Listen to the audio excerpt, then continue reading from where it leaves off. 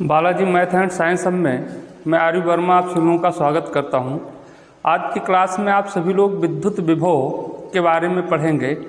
इससे पहले की क्लास में आप सब लोग विद्युत धारा, उसके मात्रक और उस पर आधारित कुछ आंकिक प्रश्न कर चुके हैं। तो विद्युत विभव किसे कहते हैं ये देखना है। तो विभव जो होता है, जैसे आपको विद्युत धारा की माप करते समय आपने देखे थे उस परिपथ में कि दो विभव, उच्च विभव एक निम्न विभव होता है। तो विभव वहाँ से देखना, अब यहाँ देखना है कि विभव किसे कहते हैं। तो जैसे मान लेते हैं मेरे पास कोई दो वस्तुएं हैं।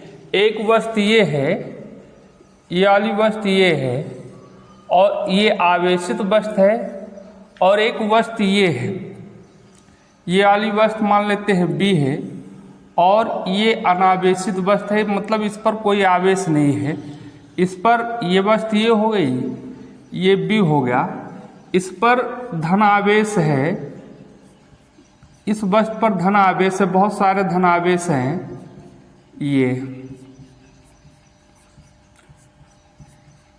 ये धनावेशित वस्तु है। अब मान लेते हैं इसको हम किसी तार से, किसी चालक से दोनों वस्तुओं को जोड़ दिए तो, और अब देखिए ध्यान दीजिएगा, इस वस्तु ये पर धनावेश है और इस वस्तु B पर कोई आवेश नहीं है। कोई आवेश होने का मतलब ये हुआ कि ये उदासीन है, मतलब इसमें प्रोटॉनों की संख्या और इलेक्ट्रॉनों की संख्या बराबर है। तो प्रारंभ में इस पर धन आवेश है और इस पर कोई आवेश नहीं है, मतलब ये उदासीन है, अनावेशित वस्तु है या निरावेशित वस्तु है। तो जब किसी चालक तार से हम जोड़ देते हैं तो इसमें से धन आवेश, कुछ धन आवेश निकल करके इसमें से इस वस्तु में आ जाते हैं।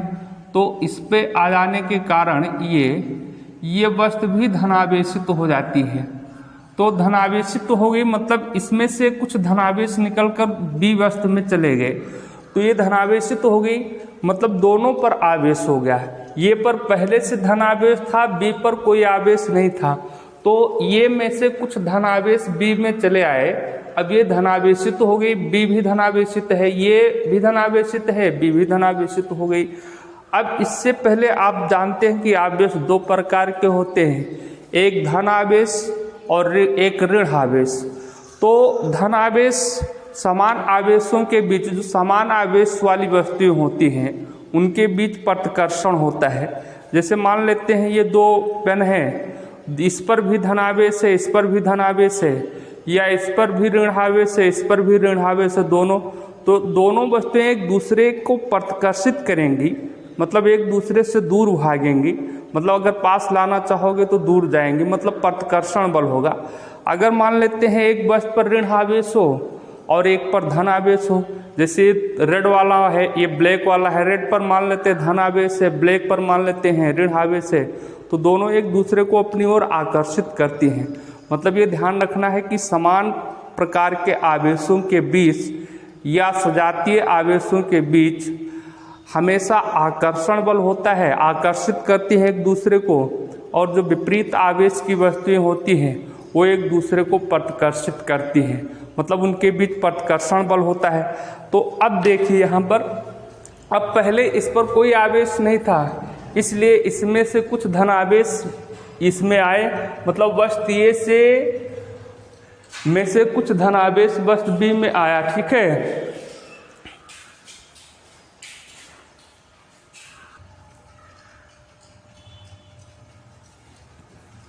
तो जब वस्तु ये में से कुछ आवेश B में पहुंच जाता है तो इस पर भी धन आवेश हो गया और इस पर भी धन आवेश हो गया, मतलब दोनों पर समान प्रकार के आवेश हो गए।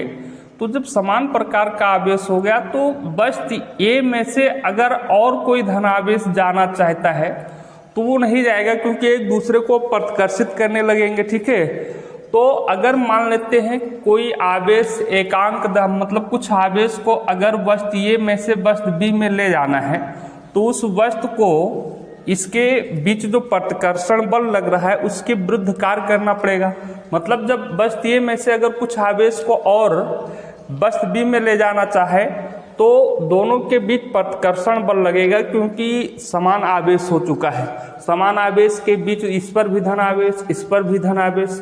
तो अब अगर ले जाना चाहता है तो बस ये को बी के सापेक्ष जो प्रतिकर्षण बल लग रहा है उसके विरुद्ध में कुछ कार्य करना पड़ेगा, और वो कार्य ही जो कार्य करना पड़ेगा वही कार्य ही विद्युत विभव कहलाता है। मतलब इसमें से जो आवेश ले जाना चाहे, अब जब धनावेशित हो जाती है तो अब ये प्रतिकर्षित करता है, तो प्रतिकर्षित करता है तो प्रतिकर्षित करना है और आवेश ले जाना है, मान लेते हैं सपोज दैट। तो अब इसको बस ये को इस प्रतिकर्षण बल के विरुद्ध में कुछ कार्य करना पड़ेगा, और वो कार्य उस वस्तु में आवेश में स्थितिज ऊर्जा के रूप में संचित हो जाएगी, और वही कार्य विद्युत विभव कहलाता है। तो विद्युत विभव की परिभाषा इसी के आधार पर कुछ इस प्रकार से दी जा सकती है कि जैसे मान लेते हैं कोई विद्युत क्षेत्र हो या विद्युत परिपथ हो या विद्युत चालक, कुछ भी लिख सकते हैं। अब उसमें परिपथ में एकांक धन आवेश को अनंत से किसी बिंदु तक लाने में किया गया कार्य। अब इसको मिटा दें, फिर से देखिए, अब परिभाषा पहले लिख लीजिए। तो विभव ये मान के चलिए कि एक प्रकार का कार्य होता है जो किसी विद्युत क्षेत्र या विद्युत परिपथ या विद्युत चालक कुछ भी कह सकते हैं, ठीक है। तो मैं किसी बिंदु तक लाने में जो कार्य करना पड़ता है, और कहाँ से लाने में, अनंत से। ये नहीं पता है कि कहाँ से लाने में, अनंत से लाने में मान लेते हैं जो कार्य किया जाएगा उसी को कहते हैं विद्युत विभव। जैसे मान लेते हैं ये विद्युत चालक पर चालक है, ये कोई चालक है ये। अब अनंत से एकांक धन आवेश, अनंत मतलब बहुत अधिक दूरी से, अब अनंत से कोई एकांक धन आवेश इस बिंदु तक लाने में किया गया कार्य, मान लेते हैं ये बिंदु ये है। अब अगर इस बिंदु तक लाने में किया गया कार्य 100 जूल का कार्य करना पड़े, कुछ ना कुछ कार्य तो करना पड़ेगा, तो 100 जूल का कार्य करना पड़े, तो इस बिंदु का विभव जो होगा 100 वोल्ट हो जाएगा। मतलब बिंदु ये का विभव, जिस बिंदु तक लाने में जितना कार्य किया जाता है उस बिंदु का विभव कहलाता है। मान लेते हैं इसी विद्युत चालक में ये बिंदु B है, और अनंत से एकांक धन आवेश को बिंदु B तक लाने में 150 जूल का कार्य करना पड़ा, तो इस बिंदु B का जो विभव होगा 150 वोल्ट हो जाएगा। मतलब किसी विद्युत परिपथ या विद्युत चालक या विद्युत क्षेत्र में एकांक धन आवेश को अनंत से किसी बिंदु तक लाने में किया गया कार्य उस बिंदु का विभव कहलाता है। मतलब जिस बिंदु तक लाते हैं, तो परिभाषा इस प्रकार से लिख सकते हैं। चलिए मैं विद्युत परिपथ ले लेता हूं। किसी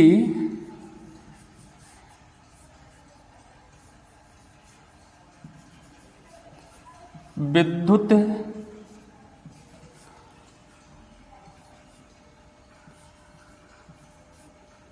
परिपथ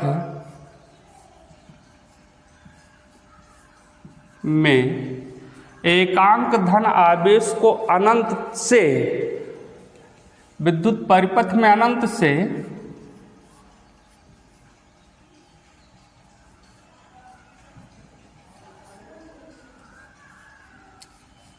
से एकांक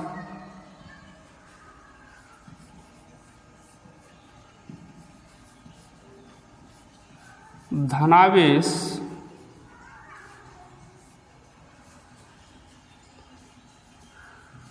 को किसी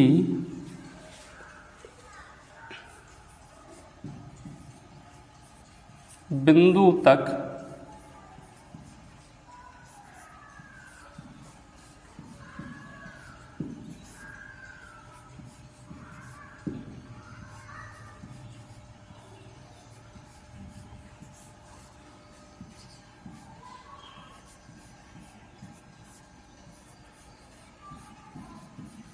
कार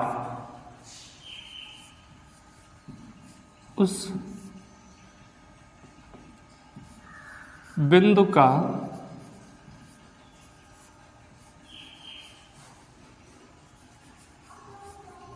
विद्युत विभव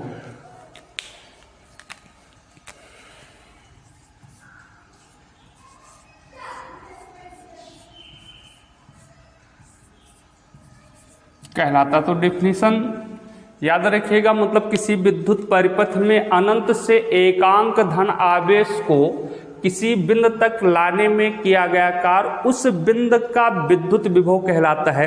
मतलब कोई विद्युत परिपथ है या विद्युत चालक है या विद्युत क्षेत्र है, अगर अनंत से एक कूलाम के धन आवेश को हम परिपथ की किसी बिंदु तक ले जाते हैं तो उस बिंदु तक ले जाने में जितना कार्य करना पड़ेगा वो कार्य उस बिंदु का विभव कहलाएगा। जैसे यहाँ भी आप देखें कि बिंदु ए तक हम एकांक मतलब कुल आवेश को एकांक धनावेश को लाने में मुझे 100 जूल का कार्य करना पड़ा, तो बिंदु ए का जो विभव होगा 100 जूल होगा। और एकांक धनावेश को अगर बिंदु बी तक लाने में 150 जूल का कार्य करना पड़ा तो इस बिंदु का जो विभव होगा 150 वोल्ट होगा। तो विभव की परिभाषा आप लोगों के समझ में आ गई होगी। अब सूत्र देखना है, विभव निकालना होता है। कभी कभी प्रश्न दिया रहता है कि 150 कूलाम के आवेश को अनंत से किसी बिंदु तक लाने में किया गया कार्य 100 जूल है, तो विभव उस बिंदु का विभव कितना होगा। तो विभव या विद्युत विभव लिखा है तो भी विद्युत विभव समझिए, वैसे और होते हैं, गुरुत्वीय विभव होते हैं, तो वो आप कक्षा 11 में पढ़ेंगे। यहाँ पर आपको विद्युत विभव पढ़ना है। तो विभव बराबर होता है, विभव बराबर हो जाएगा कार्य या कृत कार्य, मतलब किया गया, कृत मतलब किया गया कार्य, तो कृत कार्य बटे आवेश, जितना आवेश लाते हैं, ठीक है, तो ये आवेश हो गया, ठीक है। तो विभव को हमेशा सदैव बी से प्रदर्शित करते हैं। यहाँ लिख लीजिएगा, विद्युत विभव को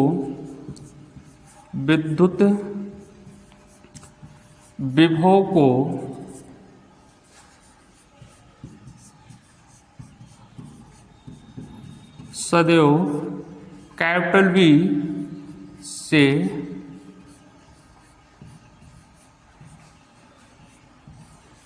प्रदर्शित करते हैं। तो विभव बराबर, अब विभव को बी से प्रदर्शित करेंगे तो बी, और कार्य को आप लोग बहुत पहले से कक्षा 9 पढ़ते थे तब से जानते हैं, कार्य को सदैव डब्ल्यू से प्रदर्शित करती है, क्या आता है, और आवेश को क्यू से प्रदर्शित करते हैं। तो ये फार्मूला भी आपको याद रखना है, विद्युत विभव बराबर होगा कार्य बटे आवेश, मतलब W/Q, बी बराबर होगा W/Q। तो विभव आप देखें कि विभव किसे कहते हैं, विद्युत विभव कैसे कहते हैं, मतलब किसी विद्युत परिपथ में अनंत से एकांक धन आवेश को किसी बिंदु तक लाने में किया गया कार्य उस बिंदु का विभव कहलाता है। मतलब एकांक धन आवेश को अनंत से किसी विद्युत परिपथ के जिस बिंदु तक ले जाएंगे और उस बिंदु तक ले जाने में जितना कार्य करना पड़ेगा वो विद्युत विभव कहलाता है, ठीक है। तो अब देखेंगे विद्युत विभव के मात्रक क्या होते हैं, ये भी देख लिया जाए, ठीक है, फिर आगे बढ़ते हैं। तो अब विद्युत विभव का मात्रक देखना है। तो मात्रक वैसे तो वोल्ट होता है, विद्युत विभव का मात्रक वोल्ट होता है, याद रखेंगे। लेकिन अगर आप निकालना चाहते हैं तो इस प्रकार से निकाल सकते हैं, विभव बराबर, आपने सूत्र देखा है, विभव का मात्रक। अभी सूत्र थोड़ी देर पहले देखे कि विभव बराबर होता है कार्य बटे समय, वो कार्य बटे आवेश। तो कार्य बटे आवेश, तो मतलब यहाँ कार्य का मात्रक और अपान हर में आवेश का मात्रक। तो यहाँ लिख लीजिए कार्य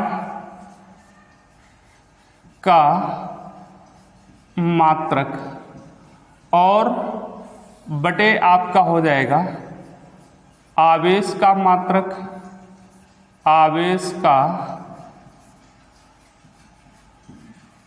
मात्रक।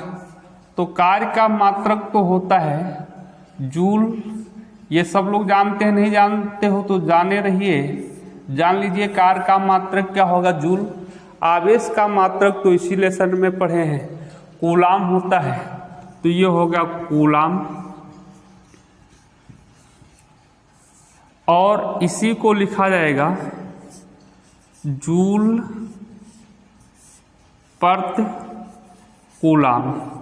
तो विद्युत विभव का एक मात्रक ये हुआ, वैसे सूत्र से निकाला गया तो आपका मिला जूल प्रति कूलाम, मतलब विद्युत विभव का मात्रक जूल प्रति कूलाम होता है, जिसे संक्षेप में वोल्ट कहते हैं।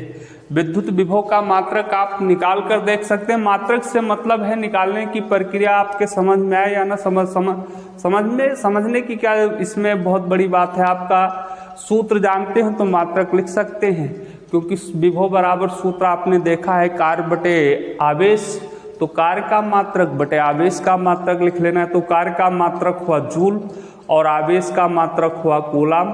तो जूल बटे कूलाम को जूल प्रति कूलाम वही चीज़ है, दूसरे रूप में कुछ नहीं, वही है, लिखने का तरीका बदल दिया गया है, तो जूल प्रति कूलाम हो गया। ठीक है, अब देखिए जो आवेश का मात्रक होता है नीचे लिख सकते हैं, अतः आवेश का मात्रक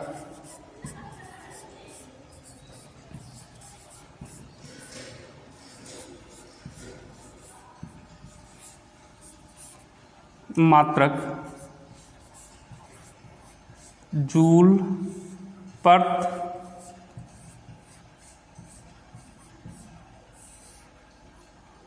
कूलाम। आवेश का मात्रक जूल प्रति कूलाम होता है, जिसे वोल्ट भी कहते हैं, जिसे वोल्ट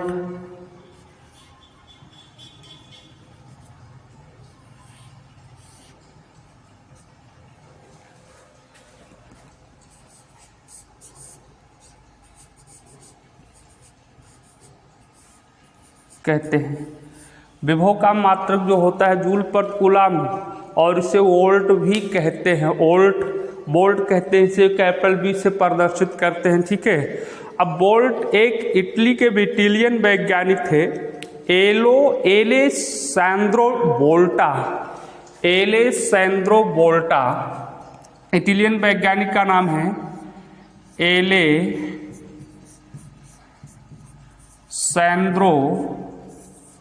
वोल्टा, और इन्हीं के नाम से वोल्ट शब्द लिया गया है। ठीक है, इन्होंने विभव के बारे में बताया गया था, तो इन्हीं के नाम से इनको सम्मान देने के लिए विद्युत विभव का मात्रक इन्हीं के नाम के आधार पर वोल्ट रख दिया गया। तो दो चीज़ें और याद रखना, विद्युत विभव का मात्रक, तो ये इनके नाम थे वैज्ञानिक जिनके नाम के आधार पर लिया था, ये इटली के थे, इटालियन वैज्ञानिक हैं, तो इन्हीं के नाम के आधार पर जूल प्रति कूलाम को वोल्ट भी कहा जाता है। ठीक है, तो अब आपको ये याद रखना है कि विद्युत विभव का मात्रक क्या होता है। तो विद्युत विभव का मात्रक आपने देखा जूल प्रति कूलाम या वोल्ट, और वोल्ट को V से प्रदर्शित करते हैं। जैसे मान लेते हैं कहीं लिखा है 10V, तो इसका मतलब 10 वोल्ट हो गया, 12 भी लिखा तो 12 वोल्ट हो गया, 15 भी लिखा तो 15 वोल्ट हो गया। चूँकि विभव भी होता है, विभवांतर भी होता है, जो अगले क्लास में विभवांतर के बारे में पढ़ेंगे, तो यहाँ वोल्ट विभवांतर का मात्रक भी चूँकि वोल्ट ही होगा। अब आपको ये देखना है एक वोल्ट की परिभाषा क्या होती है, एक वोल्ट विभव कितना विभव होगा ये देखना है। तो इसको भी आप निकाल सकते हैं, जैसे विद्युत 1 एम्पियर की परिभाषा निकाले थे, इस प्रकार से इसमें भी निकाल सकते हैं, कोई प्रॉब्लम नहीं है। थोड़ा ध्यान से देखिए, बस समझ में आ जाएगा। तो देखो, एक बोल्ट की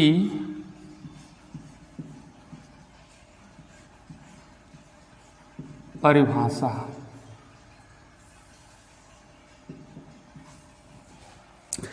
एक बोल्ट की परिभाषा आप विभवांतर के आधार पर भी लिख सकते हैं और विभव के आधार पर भी लिख सकते हैं। किसी के आधार पर भी एक बोल्ट की परिभाषा लिखी जा सकती है। चूँकि अभी हम लोग विभवांतर नहीं पढ़े हैं, अगली क्लास में पढ़ने वाले हैं, इसलिए यहाँ पर जो डिफिनीशन एक बोल्ट की बताई जाएगी आपको विभव के आधार पर बताई जाएगी।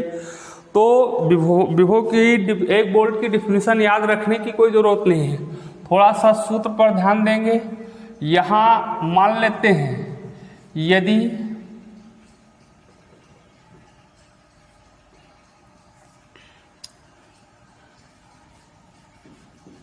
कार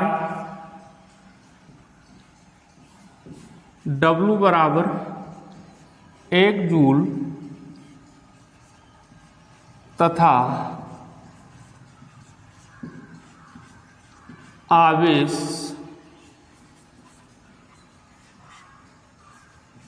Q बराबर 1 कूलाम। इसका मतलब ये हुआ कि एक कूलाम के आवेश को अनंत से किसी बिंदु तक लाने में 1 जूल का कार्य करना पड़ता है। मतलब इसको आप इस रूप में देखें कि किसी विद्युत परिपथ में अनंत से 1 कूलाम के धन आवेश को परिपथ के किसी बिंदु तक लाने में 1 जूल का कार्य करना पड़ रहा है। तो आप वो विभव कितना होगा, विभव सूत्र से निकालिए। तो विभव B बराबर, सूत्र भी आप पढ़े हैं, W/Q से। तो W आप जानते हैं कार्य है, तो W बराबर 1 जूल आया। तो यहाँ W के स्थान पर लिखे हमने 1 जूल और Q है, Q बराबर 1 कूलाम है, तो यहाँ 1 कूलाम लिख दीजिए। जब 1 को 1 से भाग करोगे तो 1 ही आएगा, मतलब 1/1 का मतलब 1 हो गया। और ये हो गया जूल, और बटे कूलाम को हम लिख सकते हैं जूल प्रति कूलाम, ठीक। और ये 1 और जूल प्रति कूलाम विद्युत विभव का मात्रक होता है, और जूल प्रति कूलाम को ही वोल्ट कहते हैं, अभी आप देखे हैं। तो जूल प्रति कूलाम क्या कहलाएगा, वोल्ट कहलाएगा, ठीक है। जूल प्रति कूलाम, इसके जगह पर आप वोल्ट भी लिख सकते हैं, चाहे जूल प्रति कूलाम लिखो चाहे वोल्ट लिखो। वोल्ट मैं क्यों लिख रहा हूँ, क्योंकि मुझे एक वोल्ट की परिभाषा बतानी है। तो विभव बराबर आया 1 वोल्ट। इससे क्या पता चला, इससे ये निष्कर्ष निकल रहा है, अब आपको याद रखने वाली बात कोई नहीं है, मतलब ये बता रहा है कि जब मैंने 1 कूलाम के आवेश को अनंत से परिपथ के किसी बिंदु तक लाया और उस बिंदु तक लाने में मुझे 1 जूल का कार्य करना पड़ा, तो वो उस बिंदु का विभव कितना होगा, 1 वोल्ट होगा। तो परिभाषा आप नीचे इस प्रकार से लिख सकते हैं, यदि 1 कूलाम के आवेश को अनंत से परिपथ के किसी बिंदु तक लाने में, या ऐसा लिखिए, यदि किसी विद्युत परिपथ में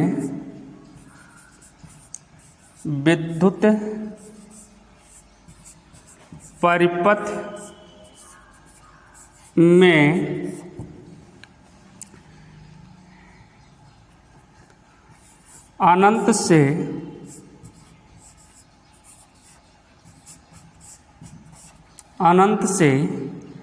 1 कूलाम के धन आवेश को, 1 कूलाम धन आवेश को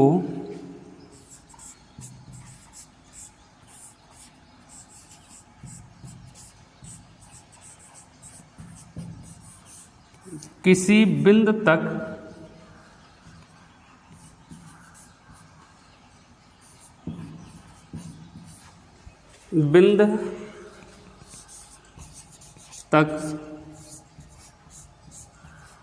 लाने में 1 जूल का कार्य करना पड़े, 1 जूल का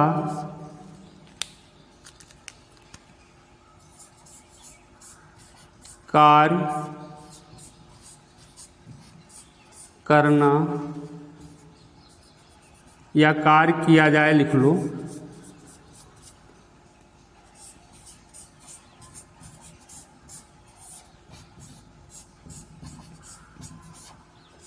तो उस बिंदु का विभव 1 वोल्ट होगा।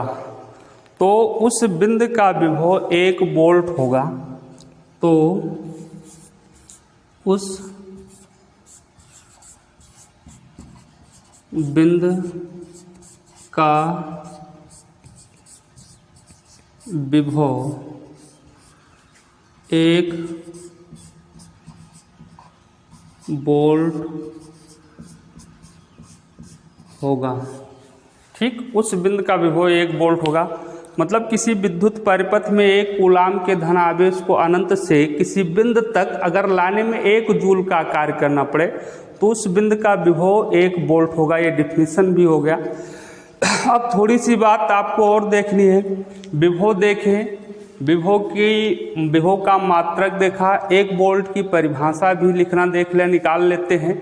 आपको इसी से मतलब याद रखना है कि अगर एकांक कूलाम के आवेश को किसी बिंदु तक ले जाने में 1 जूल का कार्य करना पड़े तो उस बिंदु का विभव 1 वोल्ट होगा। अब ये थोड़ी सी और विशेष जानकारी में देखना है। जैसे पृथ्वी है तो पृथ्वी का विभव कितना होता है। अगर हम पृथ्वी को कोई आवेश दे दें या उसमें से कुछ आवेश ले लें तो उसके आवेश में क्या अंतर आएगा, विभव घटेगा या बढ़ेगा, या कितना आवेश होता है। तो पृथ्वी का विभव जो होता है वो हमेशा शून्य माना जाता है। नीचे लिख लीजिएगा नोट में, पृथ्वी के धरातल पर स्थित सभी बिंदुओं का विभव शून्य माना जाता है। आप सब लोग लिख लेंगे। क्यों माना जाता है, क्यों शून्य होता है। पृथ्वी की आकार जो होती है इतनी बड़ी होती है कि उसमें अगर हम कोई आवेश, कुछ आवेश दे दें या उसमें से कुछ आवेश ले लें तो पृथ्वी के आवेश में कोई परिवर्तन नहीं होगा। ठीक ये उसी प्रकार से आप जान सकते हैं। जैसे समुद्र है, अब समुद्र में बहुत पानी है, पानी आप पता नहीं है कितना पानी है। मान लेते पानी की माप अगर हम बाल्टी से करें, अगर उस समुद्र में से 100 बाल्टी पानी निकाल लिया जाए तो आप नहीं बता पाएंगे कि इतना पानी कम हो गया, कितना पानी बचा, कम तो हो गया ये बता ले जाएंगे 100 बाल्टी पानी कम हो गया। अगर हम 100 बाल्टी पानी उसमें डाल दें तो भी आपको पता नहीं चलेगा कि अब कितना पानी हो गया। ठीक उसी प्रकार से पृथ्वी का आकार बहुत बड़ा होने के कारण पृथ्वी के से अगर कुछ विभव ले लिया जाए, आवेश निकाल ले लिया जाए या कुछ आवेश दे दिया जाए तो पृथ्वी के विभव में कोई परिवर्तन नहीं होता है। इसलिए पृथ्वी का विभव पृथ्वी के धरातल पर स्थित सभी बिंदुओं पर विभव जो होता है, विद्युत विभव जो होता है वो शून्य माना जाता है। तो ये भी ध्यान रखिएगा, पृथ्वी के सभी बिंदुओं पर, धरातल के पर स्थित सभी बिंदुओं का विभव शून्य माना जाता है। कारण भी नीचे लिख लीजिएगा, पृथ्वी का विभव शून्य माना जाता है। तो अगले क्लास में आप सब लोग विभवांतर पढ़ेंगे। तब तक के लिए धन्यवाद आप सब लोगों को।